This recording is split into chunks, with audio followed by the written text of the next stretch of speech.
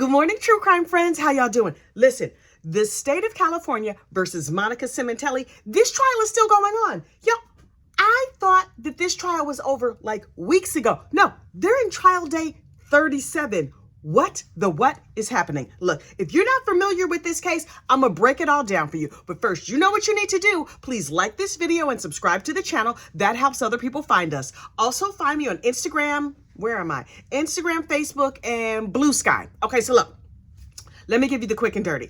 Monica Sementelli was a rich lady over there in California, and she's like, oh, my life is beautiful, my house is beautiful, everything is going wonderful, but I'm a little bit bored, right? Her husband was always off traveling or whatever. She had a lovely home, a lovely family. They're Italian. They're of Italian descent. They're from Canada, right? So she was like, I'm gonna start working out at the gym. Oh, what have we here? A slimy Mama Luke from down at the gym who plays racquetball. He's delicious. He seems just my type. So she started having an affair with her racquetball coach. Now, please know, Monica was like a fancy pinkies out kind of lady, and her racquetball coach was, well, he was down market. You know what I mean?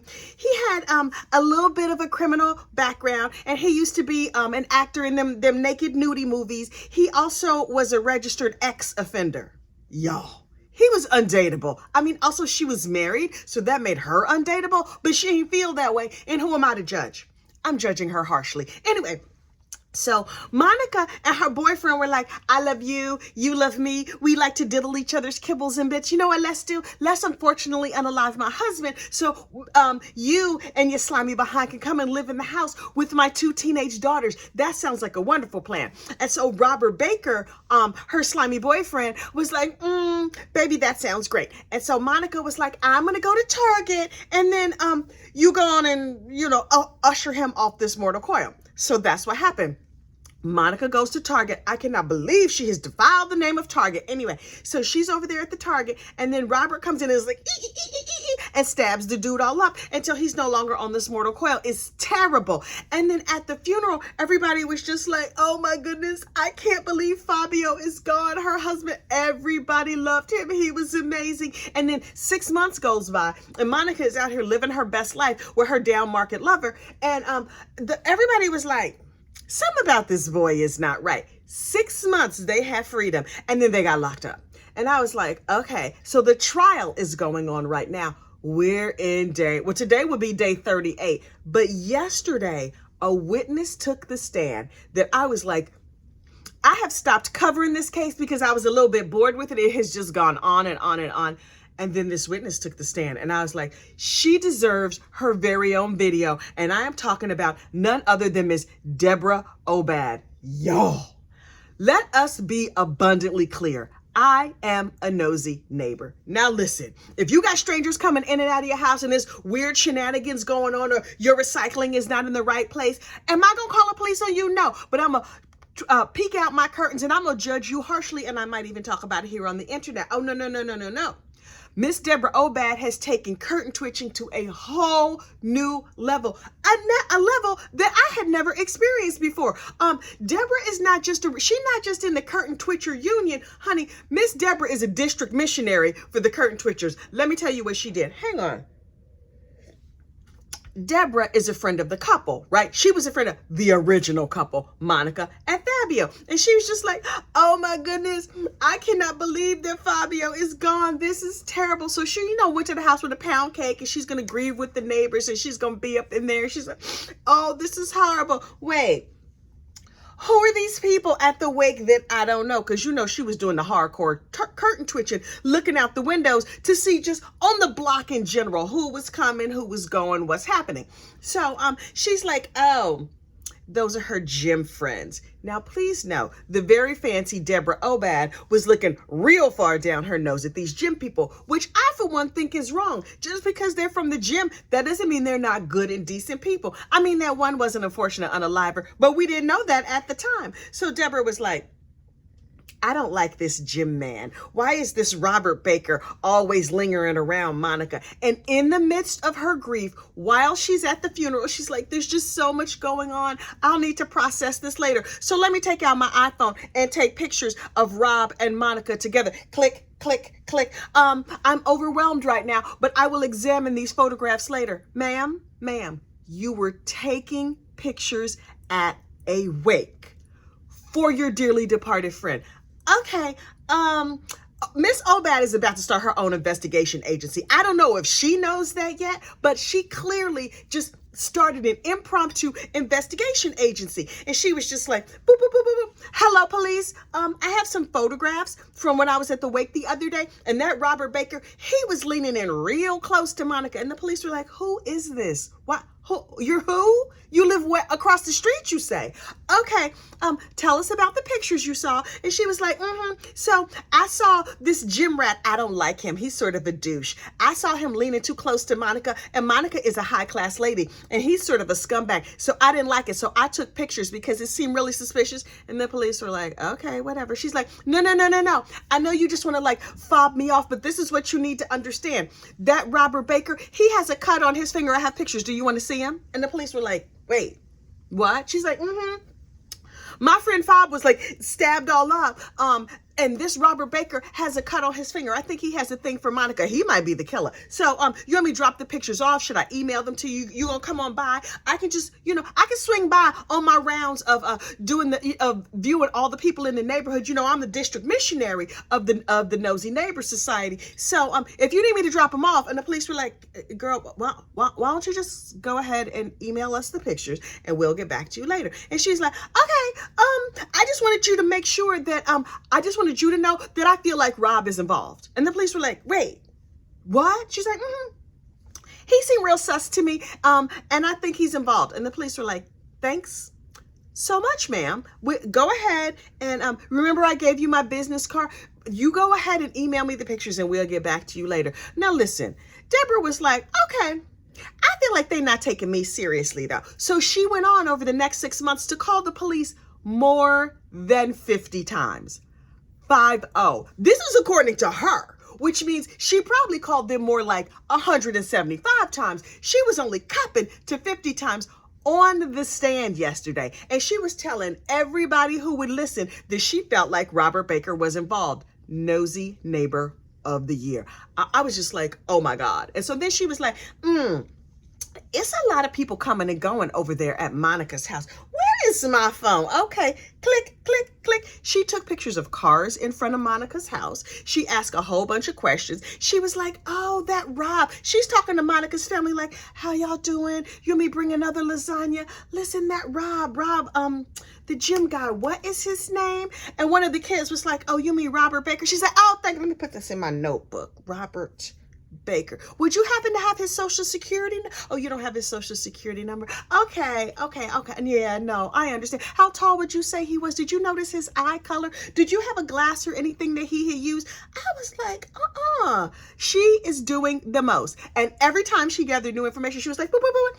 Hello, police. Hey, listen, Blabber Jessica. Blabber Jessica is Jessica Sementelli, the daughter of the decedent. This nosy neighbor, Miss Obad, started calling the daughter of the decedent, this girl who just lost her daddy, started calling her Blabber Jessica. She's like, so Blabber Jessica told me this and Blabber Jessica told me that. Blabber Jessica said that Rob, remember that man who I told y'all I suspected because he had a cut on his finger when he was at the wake and he was leaning too close to Monica? Him, he spent the night. And now that their father is no longer here, I don't think it's appropriate that he's spending the night. I think something is suspicious. And the police were like, thanks for calling, Nancy Drew. And she was like, oh, you're welcome. I'm just trying to help. I'm just trying to be a good community neighbor. So listen, I have a lunch scheduled with Monica's mom and I have some time on the books with her sister. Would you like me to report back? And they were like, sure, by all means, call back. So Deborah was like, okay, good, because I ain't got nothing but free time anyway. Clearly, she ain't have nothing but free time to investigate the neighbors. See, also, she's the district missionary. So she was just like, oh, Monica's mom, everything. I know this is also overwhelming. It's terrible. Do you think that Robert Baker did it? And the mother was like, well, I don't really like Robert Baker, but Monica is going on a trip with her friends. And Deborah was like, oh, so Monica's going to be out of the house, you say. This is what we should do. We should go over while she's out of town and we should just get in her computer and see what we could find. Ma'am, you're a neighbor. You're just like a regular neighbor. You're not the police. So she didn't let that trouble her though, because things like rules and laws and decorum, she wasn't bothered with none of that. So she was just like, hey, Blabber Jessica, how you doing, girl? How's your mom and them? Listen, oh, your mother's out of town. You say, do you have your mother's password? If you could just get us in this computer, we just need to look something up to make sure. And Blabber Jessica was like, okay, I'm going to the mall though. She was a teenager. She was real busy. So she lets them in the computer. They know all the passwords. They get into Monica's computer where they discover that Monica and her down market boyfriend are off on a vacation. Also, they're meeting other couples. They're swinging. She has a whole other profile where her nickname is Madonna. And Deborah was like, oh, I've never in all my days. Boop, boop, boop. Hello, police. Let me tell you what I found out. And so she called the police and told them everything. And the police were like, well, we don't even have to investigate because this nosy neighbor across the street is doing every single thing. Listen, we should just give her some evidence bags and stuff and just let her collect evidence. She gonna get fingerprints. She gonna be over there doing a buccal swab of everybody in the house. Y'all. And so she was just like, I was just trying to solve the unfortunate unaliving of my very good friend Fab. And then she told the police, listen, I'm thinking about following her, but I do have a hair appointment scheduled for 2. And they were like, girl, we don't need you to follow people. We got the pictures that you took from the wake. We got the pictures that you took of the cars in front of her house. She's like, you ran those plates, right? You ran those plates. And they were like, yeah, we ran the plates. She's like, well, who were they? I know one of them was the painter. Who was the other one? And the cops were like, well, the other one was Robert Baker. And she was like, this is exactly what I thought. Obviously, he's involved. So I have no choice but to follow Monica around. And the cops were like, ma'am, don't follow Monica around. This is not your job. And she's like, right. So I think I'm going to follow her on Tuesday. Let me see, what else do I have time to do? And they were like, man, we need you to stop. And she's like, oh, police, in case you didn't know, I also had the locks on her house changed. She changed the locks on the neighbor's door because she was helping? Now listen, I am a good neighbor. I want to have good neighbors. This girl is team too much. Also, I love every single moment of it. I could not love her more. Also, this is the thing that you need to know. In addition, she was like, whoever broke into the house messed up the security system. They took the security system. And so we need to find whatever paperwork we can find. So she was rifling through Monica's drawers and cabinets and everything. She's like, the previous neighbors had a binder. Where is that binder? Let me see. Let me look through this cabinet over here. I know there's a binder here somewhere. Monica, where's the binder? I know there's a binder here somewhere. Monica was like, could you get out of my business? I'm just trying to kill my husband in peace, and you just over here doing a complete investigation. And the police are like, okay, Deborah, girl, maybe you want to stand down because we're going to investigate now. And she's like, okay, well, here's all the evidence I gave you. And I know y'all didn't give me no baggies or anything to collect specimens, but I do have these handy dandy Ziploc bags at my house. I marked them to keep that, the evidence pure and segregated in case you want to do your DNA. Will you be requiring buccal samples? I also have a glass that Robert Baker touched at the repast. I put it in a ShopRite bag so it can not have you can fingerprint that glass or whatever, and you can see what the deal is with him. And the cops are like, thanks. Thanks. Deborah, girl, please go on vacation. Please go on vacation. Now listen, Deborah then testified before the grand jury. This case is 8 years old. For 8 years, she been all up in the mix, all up in the business, staying on top of things. She was correcting the police reports. When the district attorney got up and was like, Deborah, according to the police, you said this and that. She's like, no, what I actually said was this and this and this. I believe they transcribed it wrong. They have misunderstood me. Do you want to see my notes? And the prosecutor was like, no, we're good. She's like, okay, because I do have my own notes. I have my own binder. I just created a binder, to help you out. And the prosecutor was like, thanks so much. Also, if you got this kind of free time, you want to be an intern? Anyway, that part didn't really happen. That's what I feel like happened in my spirit. That last little part, I might have made that up. But Deborah Obad was doing every single thing. Here's the thing about this witness that absolutely blows my mind. Who do you think called her? Do you think the prosecution called her because she's out here collecting evidence and doing every single thing? No, the defense called her. Monica Sementelli's defense team called Nosy Neighbor of the Year, Deborah Obad, to testify on Monica's behalf? I believe from the bottom of my heart that this defense team is trying to send Monica to jail. Oh, they inept, they backwards, they don't know what they're doing. They ask terrible questions. They ask questions that they don't know the answers to.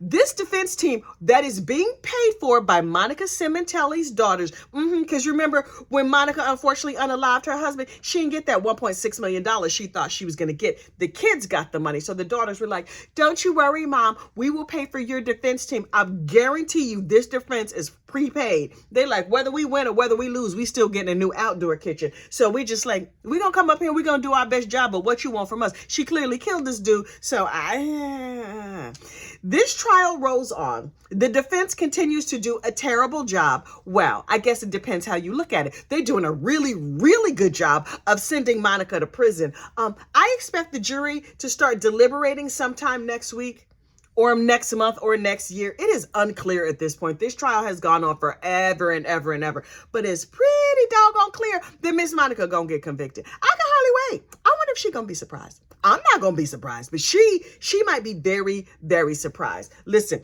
I will report back when I have more information, or if I can get Deborah Obad on this channel. Hey, Deb girl, how you doing? You want to drop by Gossip Rumor and Innuendo? I think she already a member. Even if she doesn't know it, she's clearly a member of the Curtain Twitchers Union. Listen, like this video, subscribe to the channel, and I will see you soon. Bye.